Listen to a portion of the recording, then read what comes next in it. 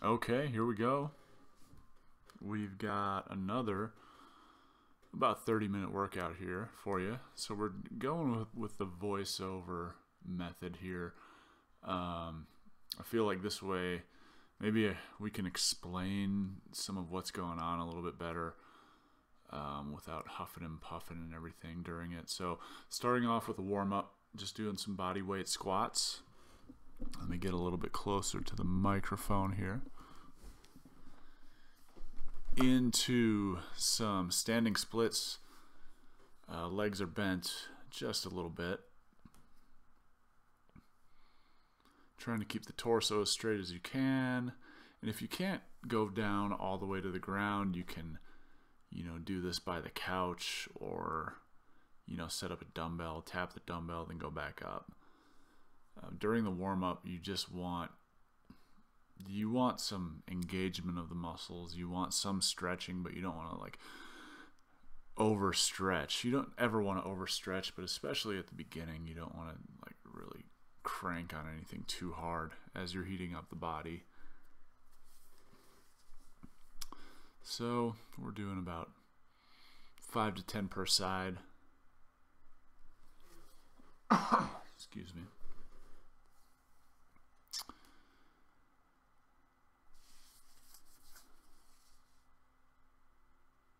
There's the last one. Okay, now some quad stretch. That was pretty bad right there. It's always nice to be able to watch your form. Watch yourself work out afterwards. You can see what you're doing wrong. See if you move weird in some way. I like to grab with the opposite hand because that allows me to raise the arm of the same leg that's being stretched, and that gets up into your hip flexors, even up into your abs a little bit more. Now we drop down into the sprinter position, one of my favorites. Sink the arm that's closest to the leg out front, just dipping up and down to get that ballistic movement. The back knee can be either on the ground or off the ground like I have it here. A straighter back leg is going to make it harder. Mine is off the ground but still bent.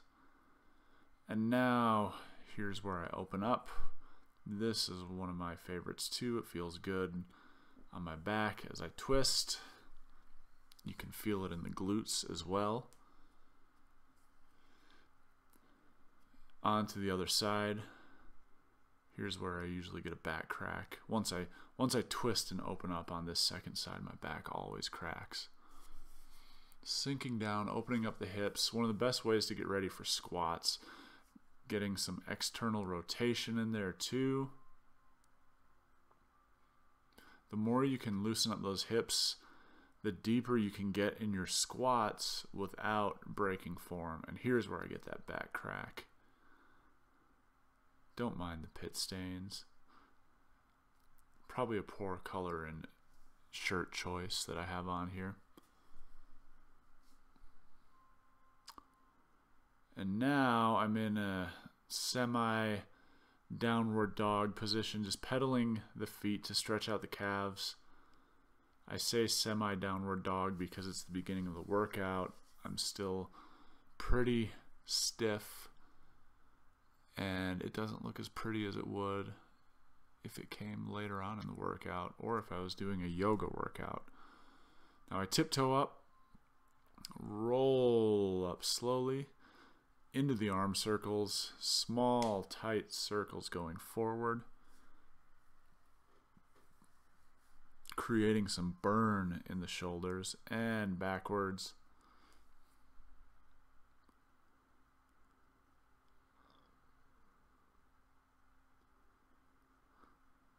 And extreme close-up, checking something on the camera, I think just to make sure that it was still recording. Back into the arm circles. Paranoia, OCD right there. Into the shoulder rotations. External, internal, turning the body a little bit. This one feels great on the shoulders. Most people their shoulders are naturally kind of internally rotated and that comes from like sitting at desks and things like that, and they just, shoulders roll forward. Okay, now we've got a core circuit, hand to foot. We're going to do 12 each side. Hopefully it's 12. That's what I wrote down anyway. Sometimes I deviate from the original plan though, so we'll see what happens here. And if you can't get your torso off the ground, you can keep it on the ground and just kind of go hand to foot, raise the arm, raise the foot. But the more warmed up you get, the easier it is to get that torso off the ground. Now we go right into the other side. And this is where it really starts to burn once you get halfway through this other side, doing both sides consecutively.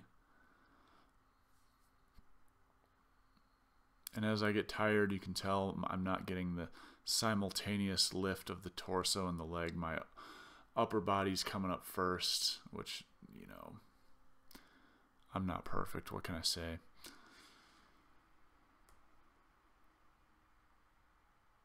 Okay.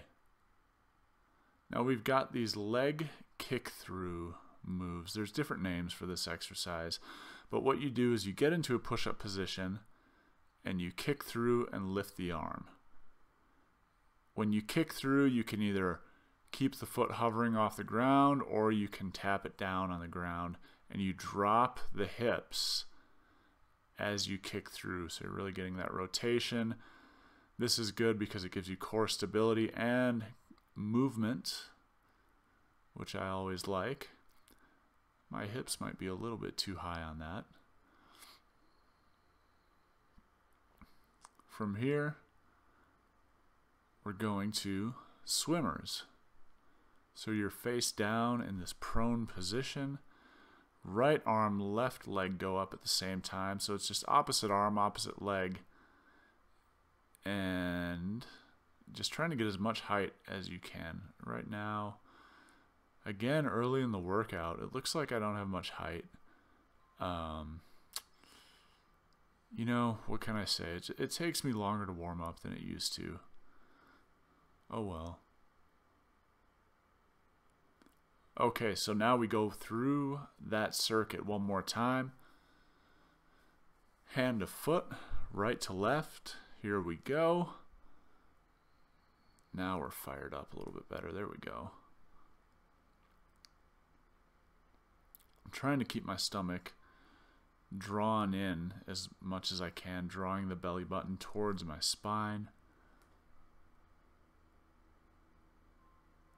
And if I wanted to make this even harder, I could take that right leg and tuck it in more, which would make me have to work harder.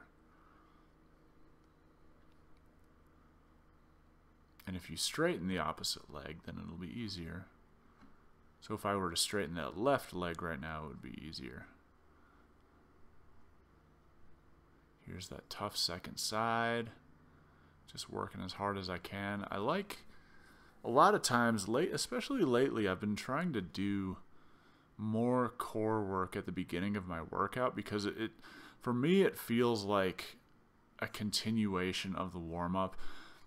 And, you know, on all your other lifts, you're using your core, but it helps if you can get all those muscles firing before you jump in to the regular lifts that you're going to do.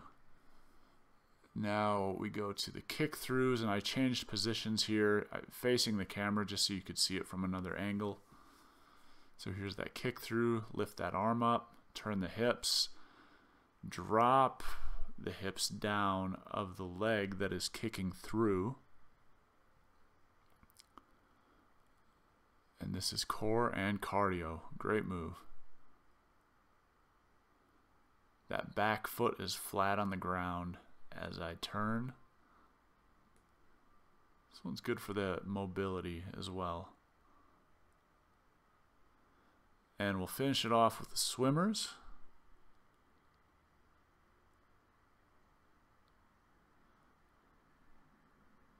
Fixing the clothing.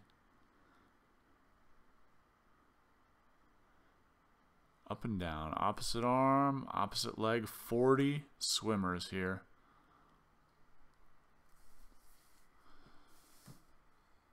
And since we don't have music on this video, play your own music, something so you don't just have to listen to my voice, unless you don't like listening to music when you work out. Sometimes I don't. Sometimes I do. I just go in phases with that. Okay, so that's the end of the core circuit. I'm taking a drink, and then we're going to jump into our regular circuits. We have 4 of them. Each circuit is only 2 exercises, so you're just going back and forth between exercises with as little rest as possible. So this first one, I'm grabbing a 15-pounder there. In the goblet position, I squat, alternating back lunge, squat, back lunge. Now when I come out of that back lunge into the squat, you can see I'm staying low the whole time, so I don't ever come all the way up.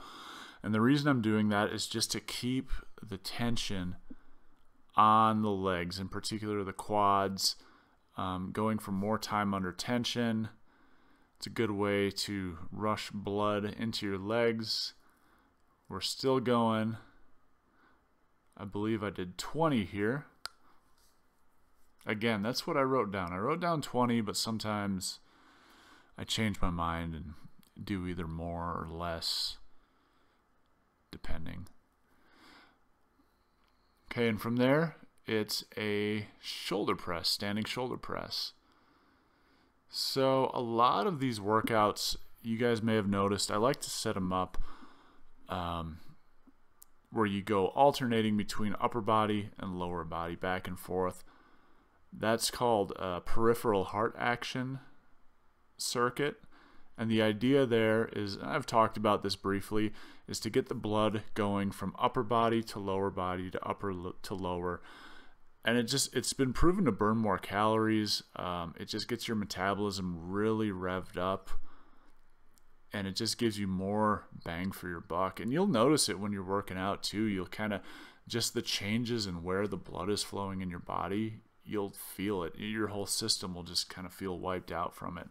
Okay, back to the squat, back lunge, squat, back lunge. You don't have to use weight on this if you find that your body weight is enough, but you should always be trying to push yourself too.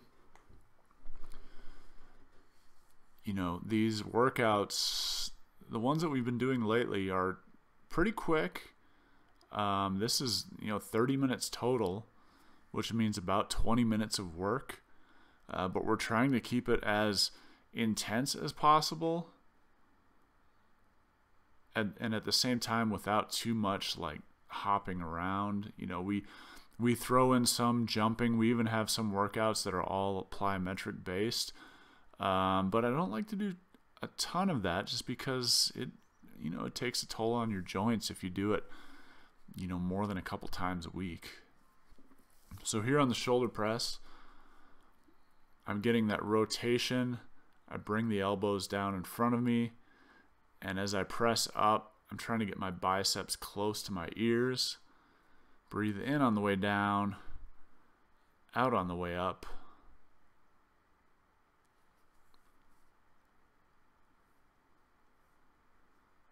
I'm glad I have the sound muted in this video. You guys would hear me huffing and puffing right now. And if you guys aren't huffing and puffing on this, then it means it's time for heavier weights, okay? Because it should be really challenging for you. And you can always make it more challenging with heavier weights. Okay, so that's the end of the first circuit. I'm taking my water break. Guys, make sure you drink a lot of water throughout the day. You might have to go to the bathroom a lot, but it's a key component of fat loss.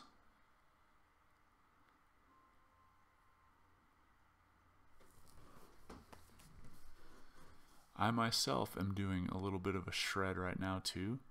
Trying to drop another, about 10 to 12 pounds is my goal right now. Okay, so this is a single leg hip raise, and I'm using the couch. So I put my upper back on the couch, shoulder blade area, and I push through my heel, drop the butt low, and drive through the heel. You're using your glutes, hamstrings, and your back. Get as much height as you can out of your hips. If your hip flexors in front are tight, it's going to be hard to get full hip extension and full height. That's why my hip flexors are a little bit tight, so I can't get all the way up there. And now we go back to the upper body.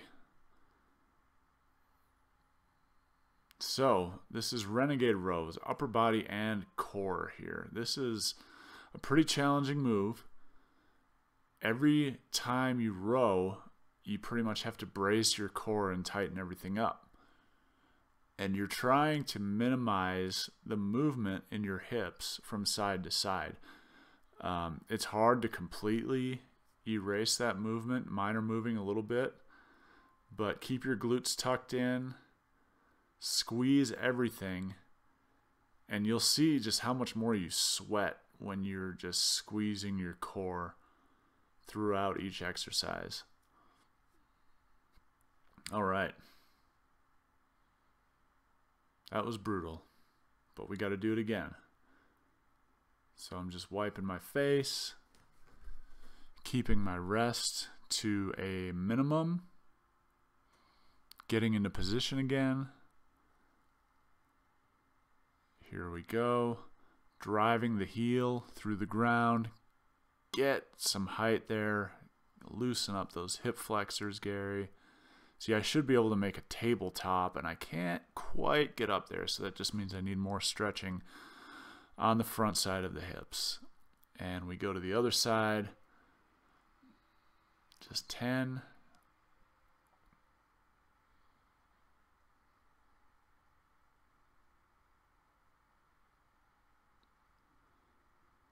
Great exercise, though. And then getting the mat back into position.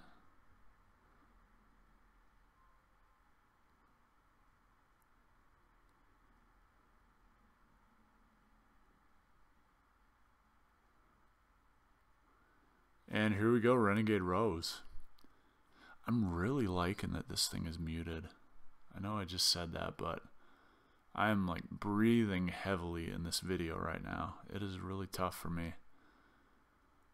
A guy my size trying to like hold my body weight in these positions, not always easy. I know I'm just making excuses, but it's the truth.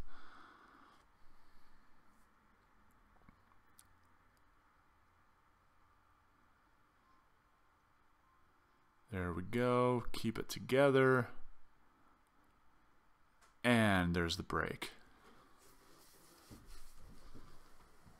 Okay, so we've got 2 circuits down, 2 to go. Another quick water break.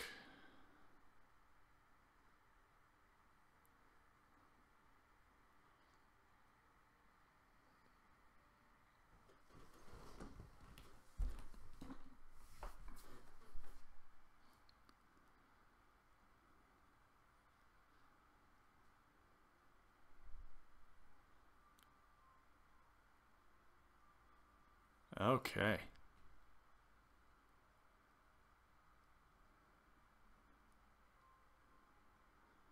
We have couch split squats. So I'm going to grab one weight, just 10 pounds for me here. Goblet position. If you don't, I don't know what I'm doing there. Probably just checking the camera again. I have to realize how unflattering it is just to walk straight into the camera like that. Anyway. Okay, so one leg goes on the couch. I'm staying in a goblet position with a dumbbell because I like how it keeps my torso. But if you want more weight, you can definitely grab a couple weights and hold them by your sides as well. 10, switch legs, and 10. There we go. I should be a little bit more upright than I am right there. There we go. Kind of. Come on, get it back together, Gary. As you fatigue, your core fatigues, and then sometimes your form will get a little bit sloppy. Glad I'm watching this.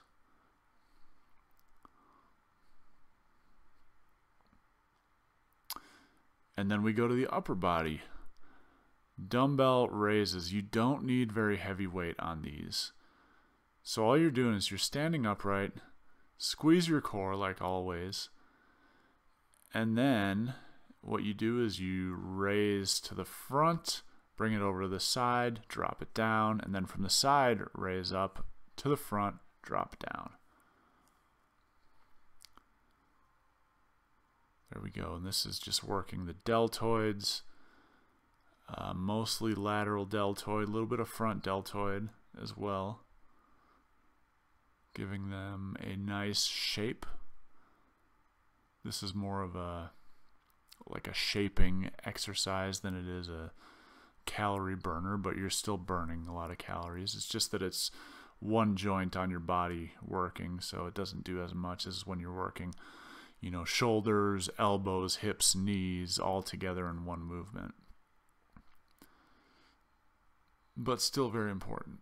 Okay, back to the split squats. 10 reps.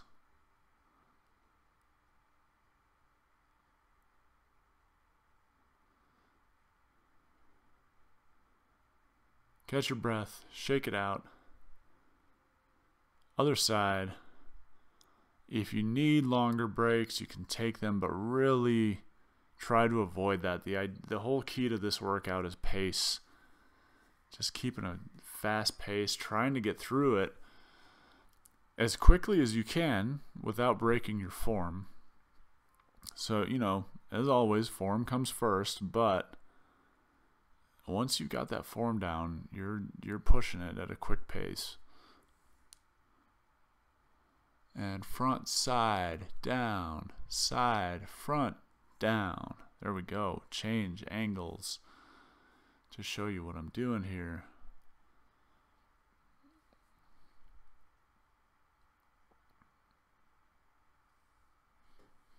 There we go. And I like this one. It's a nice change to just a lateral raise, which you'll see quite often, just because it gives you a little bit extra time under tension at the top of the movement.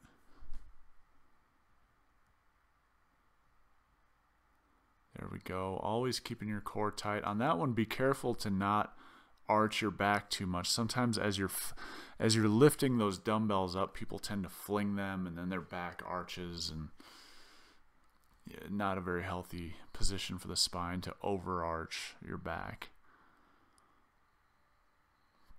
Okay, I'm shaking out the shoulders a little bit because I just isolated them. And we have one more circuit. Here's the little elephant trunk move that I like to do as well. So here we have push-ups and squats. The push-ups are nothing fancy, just regular push-ups. If you need to modify, then go down to your knees. Totally acceptable. I could probably extend my elbows a little bit more at the top. I'm kind of short-arming these push-ups a little bit, but I think it's just because I was trying to get through them fast. They're a little bit better form at the end. And now we go to 21s, but a squat version. So what you do here is you're going to start off going all the way down and coming halfway up for 7 reps. So halfway up and then down, halfway up and then down for 7 reps. From there, after you hit 7, you're going to do 7 half reps, but from the top end. So here we go. So now I go halfway down for 7. So you start all the way down, go halfway up, start, and then you go all the way up and come halfway down for 7, and then you do 7 full repetitions. So for 21 reps total. You'll see a version of this with bicep curls. When I first got into working out, I was all about the biceps, you know, and that's a pretty common like bicep finisher is the 21s, halfway up, halfway down, and then full reps. Okay, so we've got one more round, push-ups and 21s, and then we'll cool it down after that. So let's finish it strong.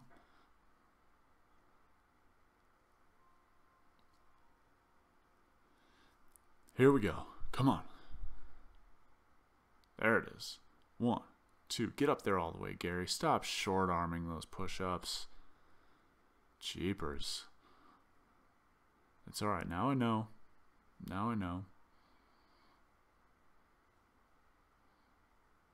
It's a good way to... You can get a good pump when you short-arm them, but I'm trying to get full extension on those to nearly lock out at the top. And we'll finish with the 21s for that burn. There you go. Weight is on your heels. Knees tracking out to the sides slightly. I'm coming halfway up here for 7 reps.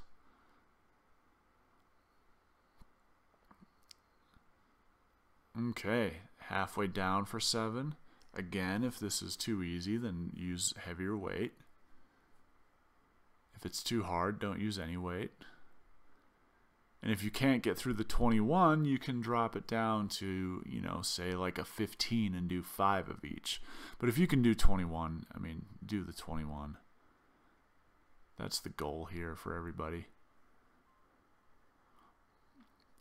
Keeping my chest tall. Squat form looks pretty good there. And that's it, guys. All right. Stretchy time. First, a little more water.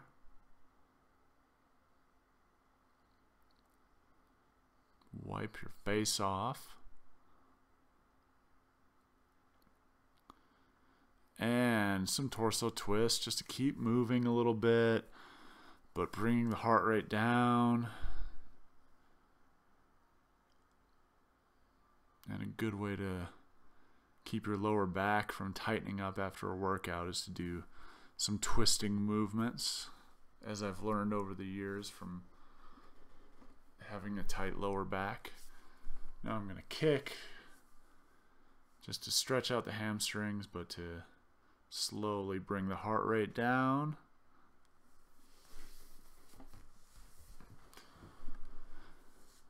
And both hands go on the quads, driving the right shoulder to the left knee. This stretches out the upper back, especially, among other things. It gets into your shoulders a little bit too, but that upper back, when people think about back pain, you know, you typically think about the lower back, but the upper back is also very stiff on people, and it limits your overall mobility, not just in working out, but in life. You know, you talk about mobility, and I'm just doing a wide leg hamstring stretch here, folding down, toes are pointed forward. But you think about mobility, and it's not just for, you know, injury prevention when you're working out or performance or anything like that, but it's one of those things where you notice it just in your everyday life as you're walking down the street. You feel, you know, if you can stay loose, you feel younger in general. You just, you know, I tell people that's the quickest way just to take 5 years off of your age is just get more flexible and you'll feel younger instantly. And wow, I'm holding really still. I thought the video froze for a second, but yeah, just holding that stretch. Deep sprinter stretch. I could probably straighten the back leg a little bit more, but I'm more focused on getting both elbows to the ground. As you can tell, I'm a little bit tighter on this right side. I can't quite get that inside elbow down to the ground.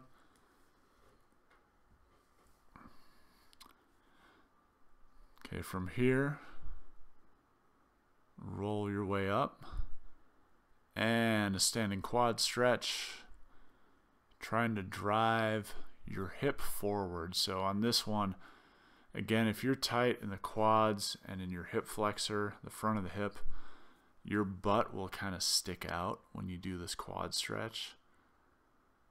And your knee will flare out to the side a little bit too. So you want to keep the knees nice and tight, as close together as you can, and then drive your hips forward without overstretching. But that's the position that you should be in. And now I'm doing a little bit of a pec stretch.